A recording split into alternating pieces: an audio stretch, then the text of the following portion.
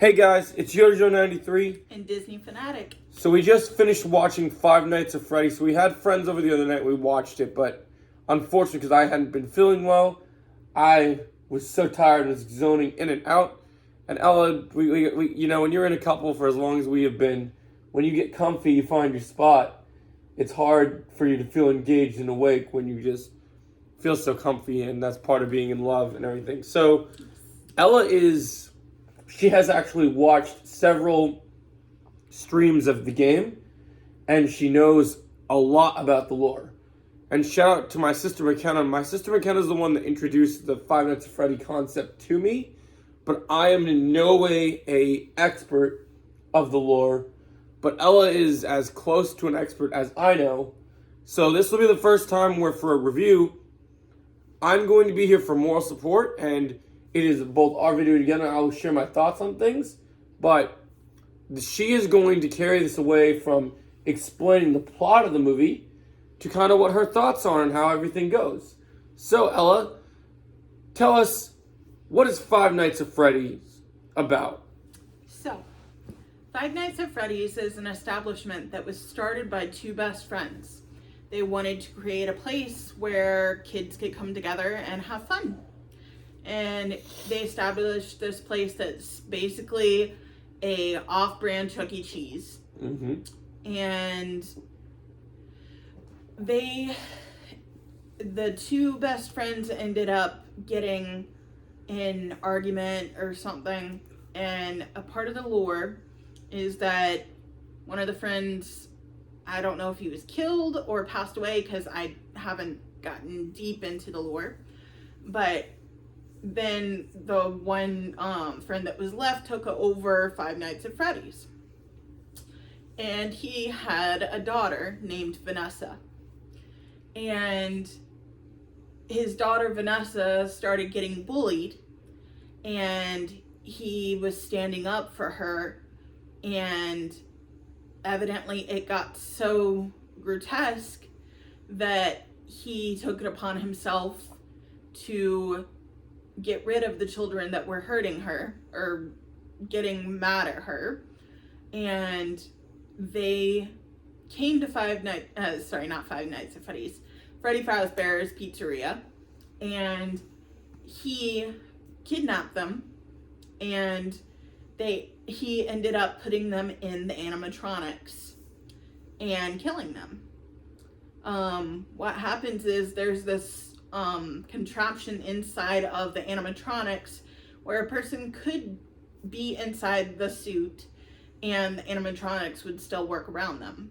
But because it's so old, the animatronics actually have things inside them that go around the rib cage, and it malfunctioned and crushed into their ribs and killed them. And when they died, their spirits take over the suit, and they are possessed and haunt Freddy Fazbear's Pizzeria. In this movie, they reveal themselves to the security guard's sister and befriend her. And her brother, the security guard, keeps having these dreams because his little brother, when they were younger, was on a camping trip, and his little brother got stolen or kidnapped by said father of Vanessa. And evidently he was killed by him as well. And that's the connection there. But this is based off of the books of the Five Nights at Freddy's, and it's been told that there is going to be a trilogy of this series. The guy who ends up playing the father of Vanessa, aka Shaggy from Scooby-Doo live action, he foretold that he is signed on for 3 movies, so that is confirmed. But in the end of the movie, it's kind of late for a spoiler reveal here, so I hope you understand this is a full spoiler review. In the end of the movie, he gets killed in his Springtrap suit. And one of the quotes that he says is, "I always come back." So just like the kids possessed the suit, he's going to end up possessing the suit and come back in the other movie or movies. So I'm looking forward to seeing where they take this, because it was rumored a while ago that Markiplier was supposed to be the security guard, but because he was working on his movie, The Iron Lung, he was unfortunately not able to be a part of the movie. So since it's a trilogy, I am hoping that they will bring him in to the other movies that they make. Yeah, I mean, I think she said a lot of information, and she's great about. I'd love to see her do lore videos on her YouTube channel about this stuff, because I think she's really got some great points here, and just she's interested in where this continues. This is the first movie. There is a post-credit scene, it's just kind of a bit of a comedic thing, but yeah. As an outside sourcer, who's someone who knows decent but not amazing things about the lore, I feel this is a fairly enjoyable movie. I feel like this is one of those movies where, as an individual movie, I'm going to expect that our scores are going to differ on this one, because you know so much about the lore, where I'm watching this as, I feel like people that don't understand people who haven't played the games or read the books, you guys probably will be very lost and confused in this movie. And that's not to discredit the people working on this movie. It's just some concepts, unfortunately, are rooted in lore. And I wish, and I don't know what the budget was. I don't know who the directors or how they planned this. But I wish they would have given this movie a Lord of the Rings treatment and go for a longer first movie. True. Because I feel, as an outsider coming into this franchise, that there's more to the story, that I think there's a lot of parts of the movie that should be longer, and felt there's a lot to be desired. I'm sure there's going to be some clips released that are like deleted scenes or something, but Oh, I'm sure. In my opinion, I would give this a 7.5 out of 10. I loved everything about it, but there needed to be a heck of a better jump scares. Yeah. Especially for the game itself, for the lore itself. There are so many jump scares in the actual game. And while, like, the book, I'm sure, is creepy, I haven't read it yet. I really want to, though. It's imperative to have that spooky, creepy jump scare.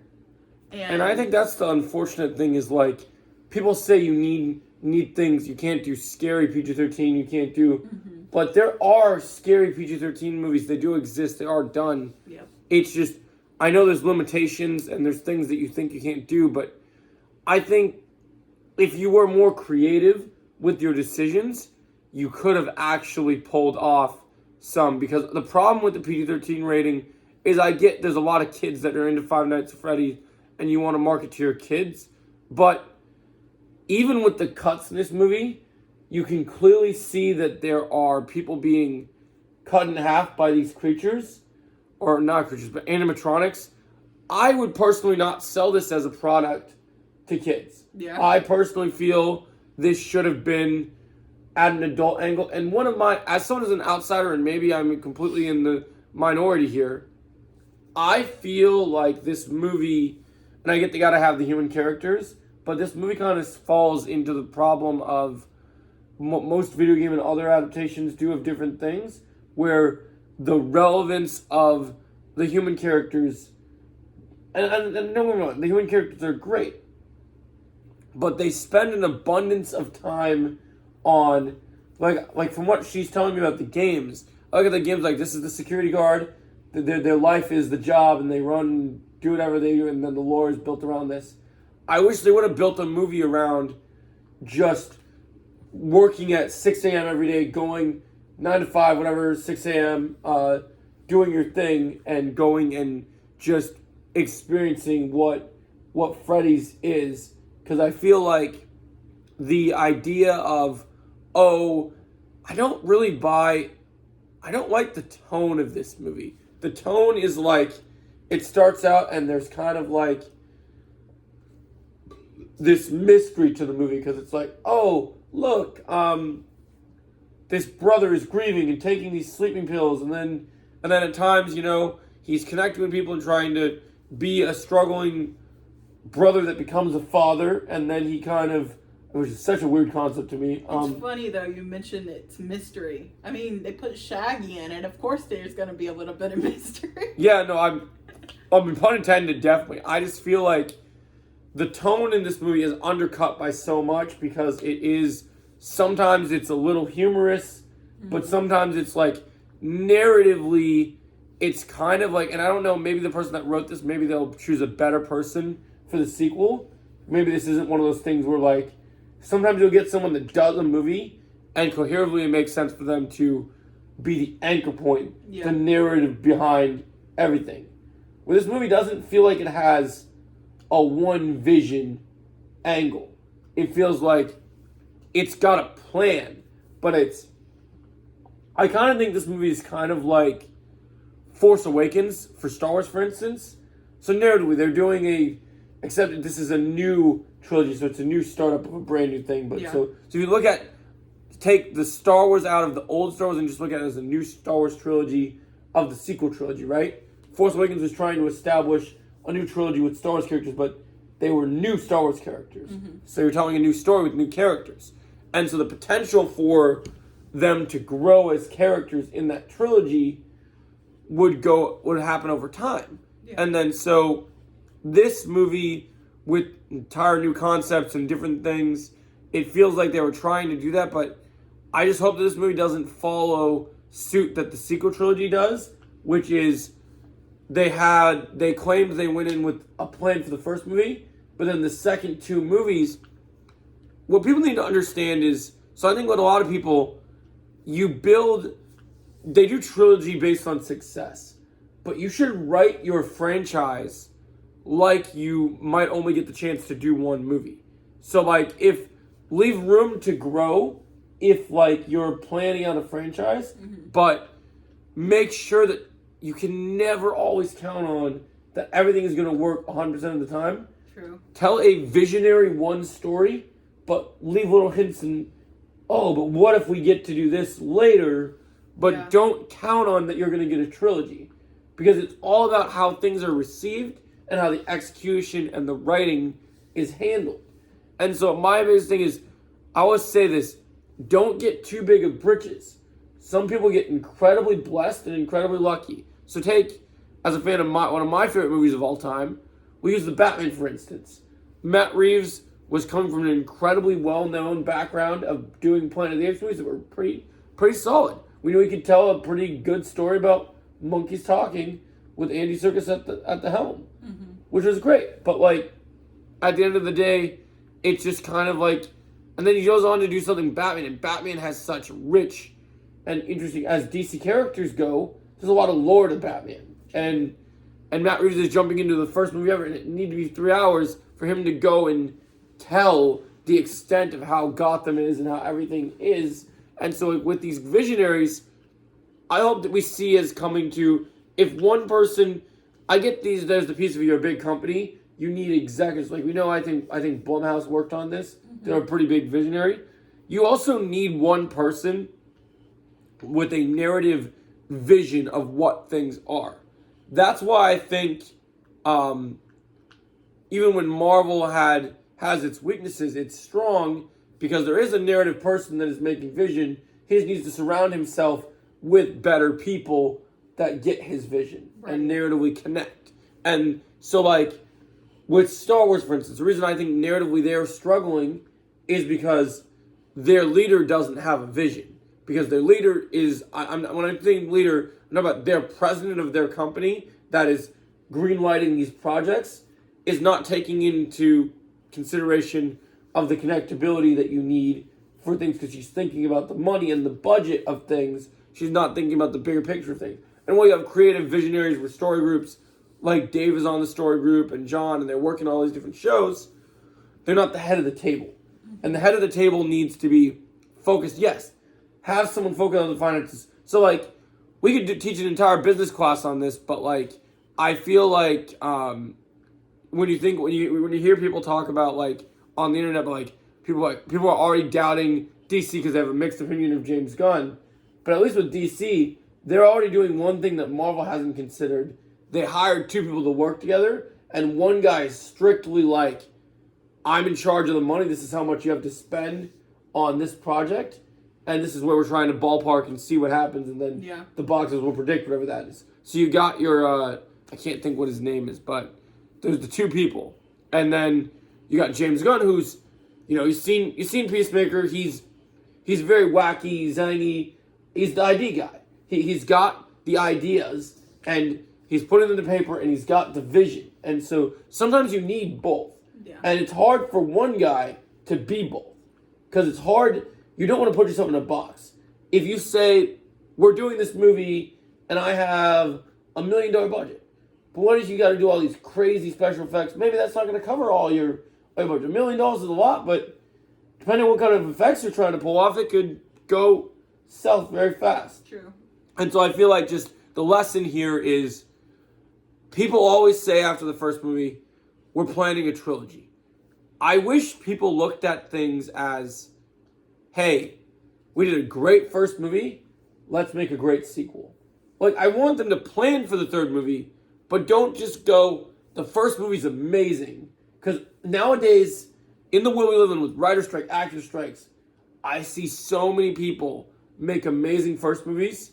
And as someone who has lived a decent lifetime of cinema and had this YouTube channel for over almost 2.5 years now, I can say that literally going and visualizing how things are, the way they are, what I can say without a doubt and most certainly is 90% of the time you have somebody, and sometimes you get very lucky, but there are a lot of people that make a great first movie, and that second movie, because now they're like, oh, this movie made thousands of dollars, so we have to make it better than the first movie in every way, and the pressure. So in martial arts, we have this thing called pressure testing you to your limits and your fault, and how everything is going down. And movies has this too. Pressure testing is some people fail to meet the demands of a sequel because they don't. The anticipation. So the thing is, this is the first movie, so the expectation is, oh, it's a video game adaptation. Just make a good, interesting first adaptation for that movie. Once you build a world and you set this notion of, okay, there's the first movie. We liked it. Is the second movie going to be better? Is it going to improve on the world? Or is it going to be a great story where each movie kind of interconnects beautifully together, and each movie, maybe you like the first movie more, maybe you like the second movie more, but is it at least decent enough to say, this was a good sequel. I like this. So, like, after what I've seen, in my opinion, it was a great movie, and I definitely see potential in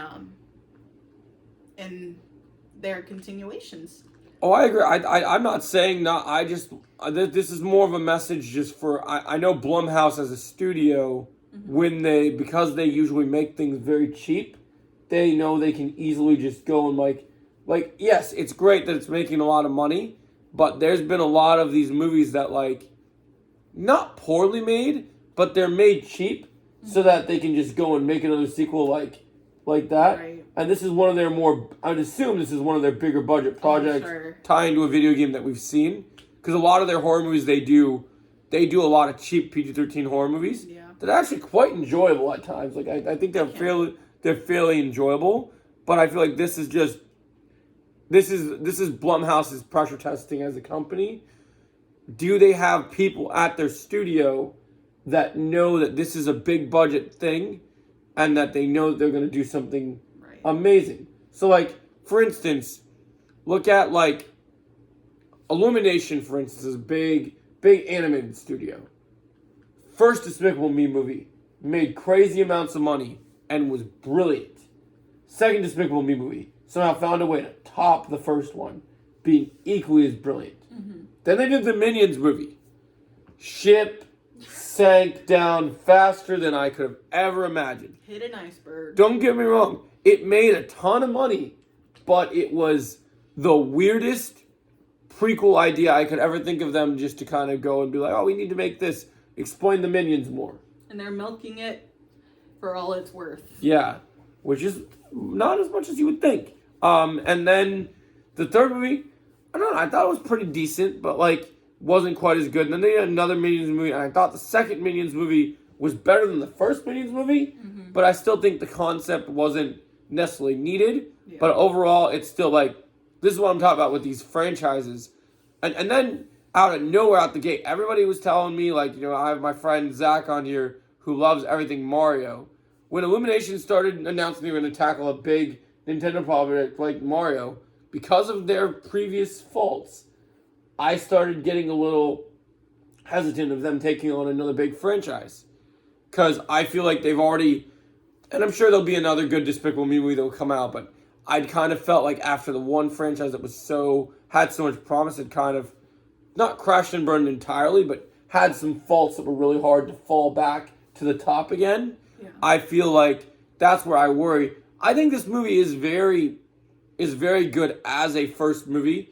And yeah, if it's true like what you say that they're doing a trilogy, I'm definitely interested to see where it goes.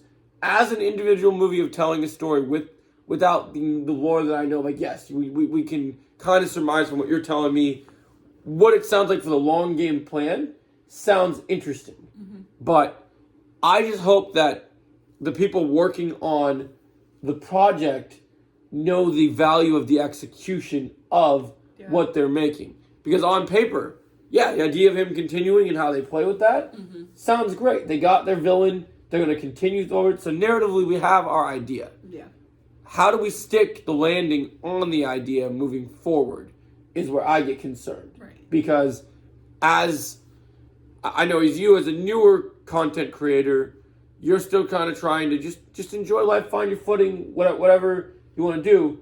Me, I've been doing this for a long time now. Mm-hmm. And as someone who has, my voice has always been kind of as an influencer, it's my job to kind of tell my people that, you know, this is why this does or doesn't work. And so for me, as of now, it works.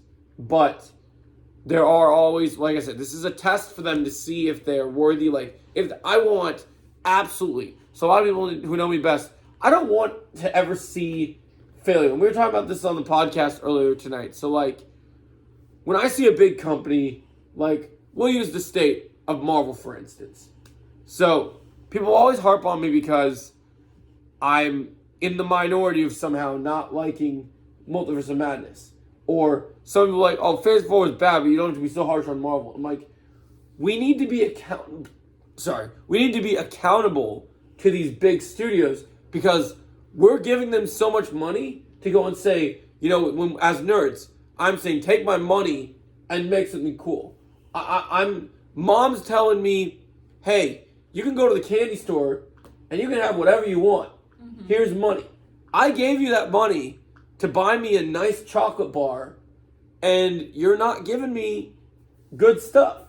So for in terms of the Marvel thing, I expect to go to Charlie and the Chocolate Factory and have the walls painted in chocolate and gold. Meanwhile, we're getting these strawberry candies given to us by grandmas. Yeah, because you have set the expectation. You set your tone. The stage is set. And so when the stage is set, then the expectations are on you. The pressure's on. So now for you guys, Blumhouse, your pressure is on. You have your first movie. We gave you the money. We watched it. We streamed it. People are in theaters. It's got a decent box office right now. The expectations are there. Live up to the expectations. Please. And that is the hope. So for me, with the promise of a good, as a standalone first movie, where would this be for the year for me? Where would I say this? I'll tell you this, and this might be a hot take. This movie to me is actually, and this might be a super hot take. I know Chosen might not like this. As a horror concept game, horror game type of thing, I thought this was better than Saw X. Yep. And now, don't get me wrong. I think Saw X was good because it had an interesting narrative with one character. But they had already burned their ship where they did in so many Saw movies. And then they kind of tried to reel it back. Oh, look, we're telling the story about the main guy now. It's funny you talk about Saw, because with the Springtrap thing, like, the animatronics having them, like, have that essence of, like, the rib cage go in. Yeah. That kind of reminded me of Saw.